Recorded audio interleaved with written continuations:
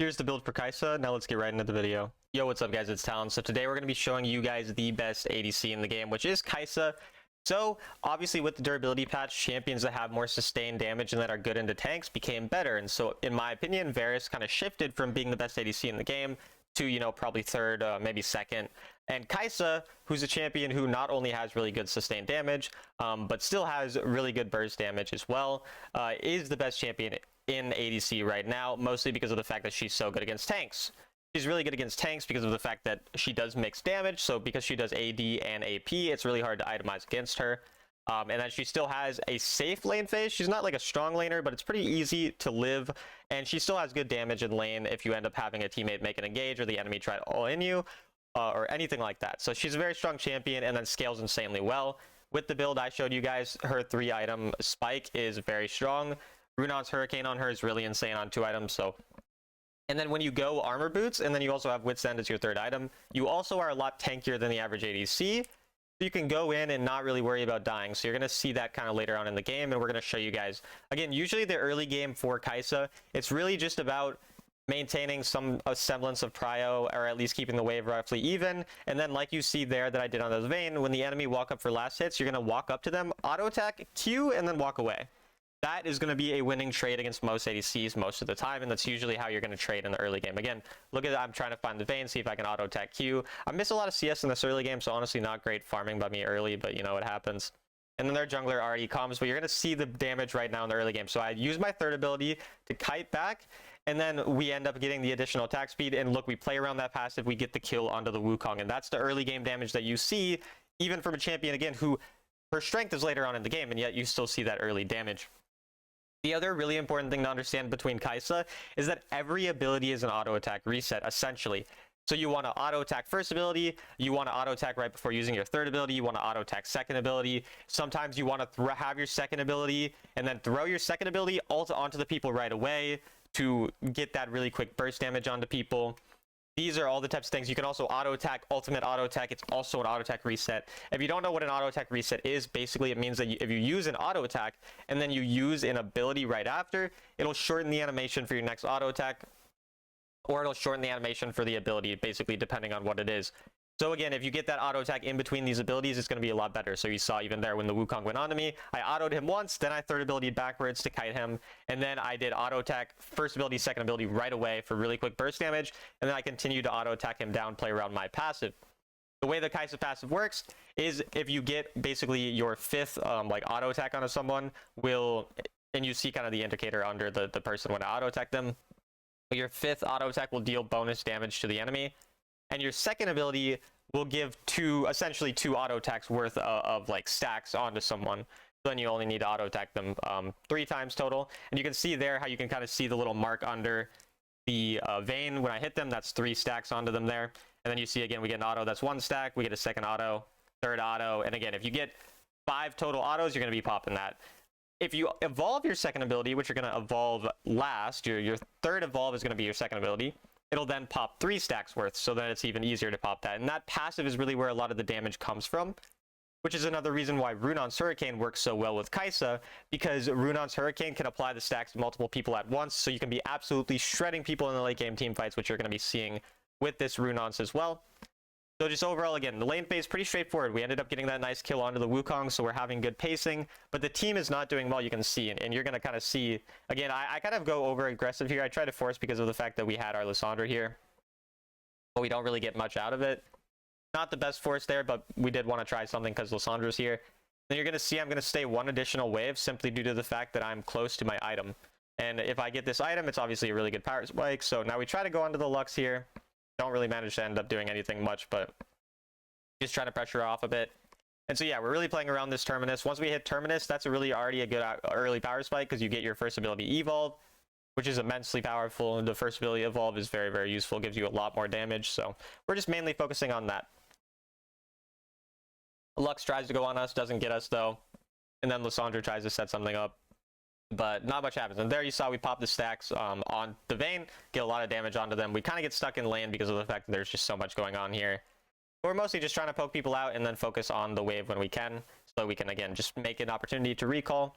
We try to get some poke once again onto the Vayne. You saw how I always go and I auto Q. I'm never just autoing, always auto attack first ability. You know, every time pretty much when someone's in auto range, they're also in your first ability range, so you want to get that off on them pretty much constantly. And then obviously when you can isolate people, that's when you can really burst them down. But you can even get decent poke just like I did there. And so again, now we get our evolve. We're doing really well. Again, a lot of times you're going to have bad like teams as, you know, Kaisa, really as anyone. And you got to just be patient and make sure you're worried about your own farm. Getting to that 3-item power spike. 2 items is nice. 3 items is really, really good. And then once you get 4 and 5 items, you're going to be pretty much unkillable, while also melting and shredding the enemy team. So that's really the gist of playing Kaisa. That's what you're looking for. Even into a Vayne late game, a lot of times you're going to be chilling. And you're going to be more valuable than that Vayne. I mean, obviously, it depends on a lot of circumstances, like is Vayne against a bunch of tanks? Does the Vayne have a Lulu or not? These types of things. But typically, if you are playing Kaisa as well, the nice thing is she can play with most supports. So that's another reason she's really strong. She definitely prefers having these enchanters like Lulu and Milio right now. However, she's perfectly happy to have a tank or engage support too. She has really good follow-up with them, and they actually provide stacks onto people when they CC them, I believe, as well, which is really useful. And then this is another thing that's going to happen frequently. When the enemy rotate, maybe they rotate a Herald, maybe they just rotate randomly to mid lane like the Vayne did. Just stick on the turret and get a bunch of free gold for yourself. Again, you're very selfish early game. Typically, you don't provide much value to your team early game unless it's a pretty easy fight opportunity. So you want to be doing things like I am here, which is just taking advantage of the enemy rotating somewhere else, farming yourself, getting yourself gold, using your attack speed from your third ability to get those turrets pretty quickly. The enemy kind of inted into Lissandra as well, so shout out to Lissandra for getting that play there. And now we get a free turret to ourselves. We've got all of the plates from this turret, and we're overall just very strong. So now that we've done that, we're going to recall, spend our gold. Even though the team's not doing very well, we're up 1,400 gold just because of, again, the selfish gameplay style that we've been playing, the consistent laning that we're doing, and now we try to go towards bot side. So once you do get a turret or something like this and you see the lane pushing in the top side very effectively, it's very far down, I'm not going to go back to top side and farm that wave because that's dangerous. There's no way I'm going to be able to get there. Instead, I'm going to go towards the bot side and try to make a play on bot side to further my own lead. Again, because I'm playing very selfish. That's really my goal. And so we try to get this poke onto Gwen. Obviously, she uses her W, so now we wait for the W to be out, and then we start poking her, looking for some plates, just trying to get that gold onto myself the best that we can. Obviously, Lux ends up ulting us. We're going to play around this Scorpion as well, and again, now my Soraka's following me. We're using this push that we have to potentially maybe kill Soraka, to at least get the turret, get turret plates, get this gold, again, because I am what matters, and so I'm going to be selfish, and now we end up getting this turret, I believe, and then looking for the Gwen afterwards, because she can't really clear the wave entirely by herself. So we'll exhaust her, we'll run at her, and we'll see if we can end up killing her. I don't remember if we do kill her or not. I think we do. We do indeed kill her with the auto, or the flash auto, and then first ability. And again, you see how much gold I'm creating for myself, getting this entire turret onto myself. Sure, my team's doing bad at other parts of the map, but I'm up 2k gold now on this Vayne, and so I know there is that chance of me carrying the later parts of the game. They're even potentially overextended here, so we're going to take the gate there, try to go and see if we can catch out that Vayne, or at the very least just get that gold there. Obviously going to be pretty hard with the Janna to really catch the Vayne, especially with Vayne dashes and everything. So we're just going to go back to our lane, grab the gold, and then most likely rotate towards the mid lane or look for something after that. Because now that I pushed that lane, again, not really anything for me to do right now in this lane, so I might as well go somewhere else on the map, whether that's mid lane where there's a turret up, whether that's farming my teammate's jungle camp, anything like that. In this case, we end up seeing the Wukong go onto our teammate. And so again, we're going to look for this fight in the mid lane, see if we can do anything. Nothing really ends up happening, but we might as well play around this mid turret because, again, that top is pushing way too far where we would just be in a lot of danger if we went there. We don't really have much value, so we'll just hit this turret, try to get it a little lower to potentially be able to whittle it down and kill it at some point to get that gold. Turrets and turret plates are really kind of the main things to get gold from in the early game apart from waves. So usually your objective is waves first, and then after those waves is when you go for these different turrets like you see me doing here. And so my team ends up getting a nice little stun onto him there, so we kill the Vayne. We're already on a killing spree, again, even if the game's not going well for our team. And then we use the ultimate to reposition, which is a very important thing to understand. When someone goes on you like that Gwen went on me there, try to auto-attack them to get your ultimate proc onto them. Then you can walk in front of them like I did, and then ult backwards. That way you're kind of kiting them around. You're going to get a lot of space made between you. You're going to get that shield, and you're going to be able to escape situations like that. So making sure that you use the ultimate precisely to maybe go over walls, because sometimes you can even go over walls depending on the enemy's positioning, or to go behind them, things like that. These are all really important things to understand with your ultimate to create separation and to just overall escape a lot of situations when you are in danger, because that mobility is another big reason why Kaisa is so strong. You can see there we end up getting caught, but we do end up just kind of kiting over here, and the invisibility on my third ability makes it really hard to kind of keep track of me in fights, so people are going to have a hard time. You do get invisibility on your third ability if you don't know, once you evolve it. So once you hit 2 full items completed, you will end up being able to upgrade your second ability, because obviously when you complete your first item, you're going to upgrade your first ability. And so again here, we're just sitting and seeing if we can pick anyone. Our jungler's not really here. We don't have anything we can do because jungle's dead. Jungle Varus, strangely, but it does kind of work, Jungle Varus. But here we're just seeing if we can pick anyone. Nothing really happens, so now we're just going to play around this wave in mid. We're on our 2 items, so we're pretty happy about that. Just looking for this wave. Going to probably go up on this mid wave, and then once we get that mid wave, now we can look. Maybe we can kill a turret. Maybe we can go and find other gold, but it's just constantly about finding as much gold as possible, and then you're going to see the late game power of Kaisa. And so here we do end up getting this turret, I believe. And then, yeah, we end up killing this Lux, I think. Look at this little ultimate, and then just auto-attack first ability, second ability onto her. Flash out, use the invisibility so that the enemy can't really keep a track of us. And then just kite backwards here as well. We know that we can't really kill them at that point. I use all of my mobility, so I'm just going to have to leave at this point. Not really much more I can do. Recall in this bush and just hope that they don't see me. Luckily, they don't. My entire team dies here. So it's not really a good result, of course, but we're continuing to get our gold up. So there's at least that kind of win condition. Here, I probably should have gone towards this bot wave because there's a pretty decent bot wave. Does look like I end up going there eventually, maybe. Maybe I just go and farm this camp, which is fine too. You can kind of see I'm just focusing really on getting gold, and that's the constant focus. So now we go towards the bot side, where not only is there another camp, but there's a nice, really good wave there as well. Just finding as much gold. And you can see, again, I'm 4-0. My team is 5-12. So they're 1-12 without me. And pretty much the entirety of the game rests on my shoulders at this point. So we're really just focusing on getting that gold up. But you are very tanky once you do get this third item, especially Wit's End gives you nice magic resist. So you have a mixture of magic resist and armor with the plated steel caps. If the enemy are more AP focused, you can go for Mercury Treads as well. If you don't need the Wit's End, you could go for Blade of the Rune King, especially into Heartsteel building champions. Blade of the Rune King is going to do really nice into those. But overall, the build, for the most part, is going to stay pretty similar. But you're going to see in this game, actually, we're going to get Anti-Shield 4th item, I believe. I think 4th item in this game, I get Anti-Shield because of the Janna and the Lux and everything. And so you can switch to Oceanite Trident instead of Riftmaker for that Anti-Shield, if you would like to, if you need the Anti-Shield. So that's another small tweak you can make. The Blade of the Rune King, the Oceanite Trident, those are the 2 main switches that you'll make in your build in certain situations. Apart from that, it's pretty similar. Sometimes you can go Guardian Angel instead of Twin Guard, but that's not too common either. Wukong ends up trying to catch us out here. Wukong made a big mistake this game, which is his build. He's building a full one-shot build, which means he's extremely squishy, and if he goes in and doesn't one-shot me, which is hard because I have armor boots, he's kind of screwed, and he's not going to be that valuable. And so even though he's the most fed person in the entire game, he's not as scary as he should be because he's not as tanky as he should be because of his build. So that is a really nice thing for this game that he kind of screwed up. But you can see there, he's going to be one-shotting my mid laner, so it still definitely works out sometimes, that type of a build. And so now the enemy, they're quite scary. They're going on to the Baron. I'm trying to get my team to go there, but at the end of the day, are we really going to be able to do anything here? I honestly don't remember because this game was about 4 days ago. But we do have Varus jungle, so we're just trying to hope he can steal it or do something. And then Wukong is scared of the Varus steal, so he ends up trying to chase us here. And so now we just try to win this fight or kite them out if we can.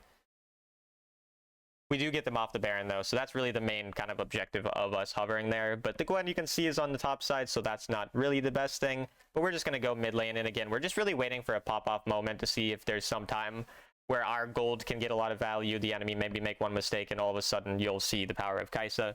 So again, they go onto the Baron, we try to get the second ability, they end up just kiting us, and so I use the invisibility to try to kite there. I flash up, but I believe Vayne ends up killing me here. But you can see how much mobility and how long you can survive for, and so we do end up dying there. But you can see I was caught.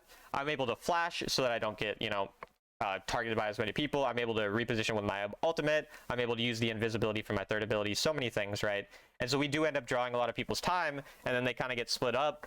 Again, this Wukong build ends up making it very easy to die. So he ends up dying, and the Mundo gets a kill on the Lux, and the result's actually pretty decent for us, even though I did die. And so, again, because the enemy were overextending, putting a lot into killing me, and my team made some nice plays, they end up at least putting us in a position where it's possible to maybe come back. So now I want to grab the QSS because of those stuns and the CC they have. But my team has an opportunity to maybe force a Baron here, which is really where we could potentially come back. Like I said, I don't really remember what my team ends up doing here because this was a little bit ago. But I want them to do Baron. You can see they end up going for Dragon, which is fine. So we just end up trying to make a play onto the Dragon, but we're going to get that gold bounty. We're going to start to bring the game back a little bit. And so because my team's already there, I don't really have any purpose or reason to be there. I just go to the bot side, want to get more gold for myself. Again, that's just the constant focus on Kaisa. Anytime you're not in an important team fight, you need to be farming. Because if you're hitting those item spikes, it's all that matters. And so that's why I've been emphasizing that a lot. I'm going to go for this additional wave, and then I'll probably go back with my team. I don't know if they end up catching me here. Don't think they do. Yeah, we end up just being fine with our support as well, hovering us so that if we do get in any danger, we're really fine. And now we just hover once again around the mid lane, looking for gold any chance we get. Maybe playing around Lysandra, getting a pick. She ends up going onto the Lux there. So we end up killing the Lux, I believe, with the ultimate to reposition and catch her out. Then we kite back into our team again. Notice how it's constantly about this positioning where I'll use my ultimate to potentially either reposition or catch someone out, and then I'll use my third ability to get out or to go back with my team or whatever, and now we can just force this Baron off of that singular pick, which Kaisa is really good around playing around those types of picks. And now we want to force this and then potentially fight afterwards. The reason we want to force it is because the game's not going well.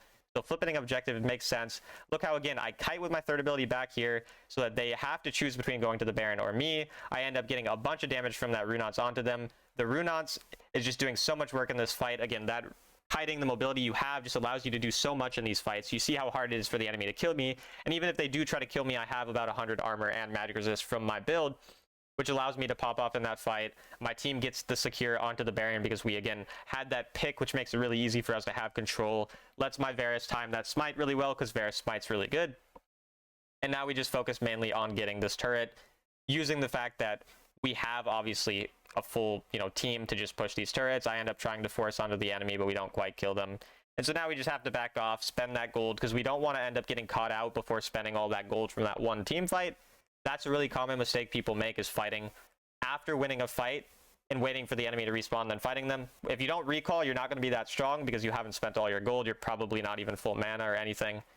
And so I end up trying to make a force onto this turret potentially, but I don't think I end up doing it. I think I just wanted to steal this camp because I'm close to my item. But like I said, I think this is when I realized that I should just build Oceanite Trident. Don't remember 100%, but I'm pretty sure I just end up being like, yeah, let me just buy Trident once I recall here. Yeah, so then we end up just buying the Trident here because of the fact that they have a lot of shielding, and because of the fact that I'm not going to get my full item, so I might as well build it before the Elder Dragon. And so we end up just going with the Trident, going with our team now. And this Elder fight's obviously very important.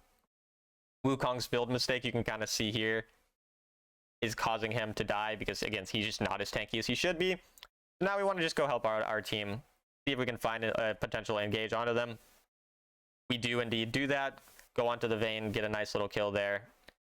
And at this point, it's pretty straightforward. Most likely, we can just force onto the Elder Dragon. Should be pretty straightforward.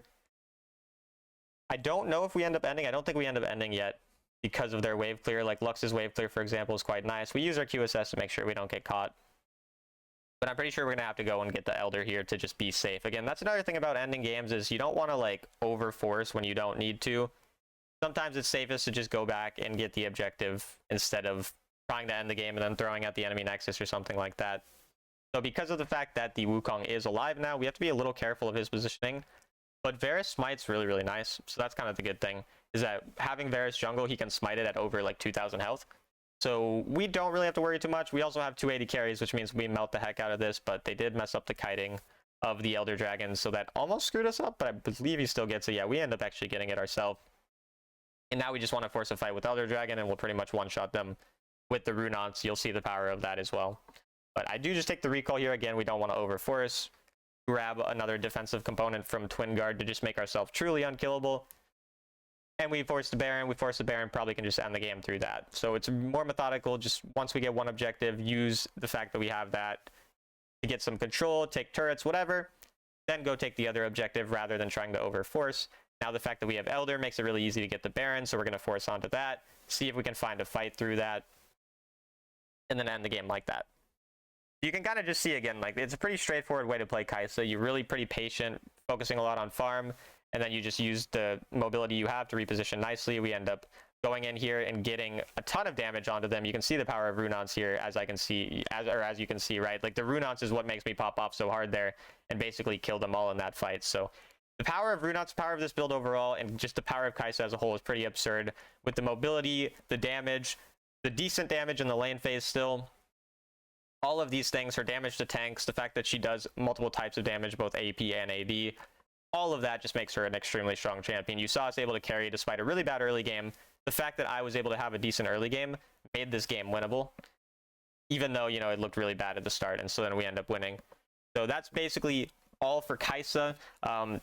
Those are probably going to be my main videos that I've made about a lot of the best champions of the game. I might make a video about the best supporter top laner, but most likely we'll see if we end up getting to that. We're going to make a video on the meta soon as well if you're interested in that.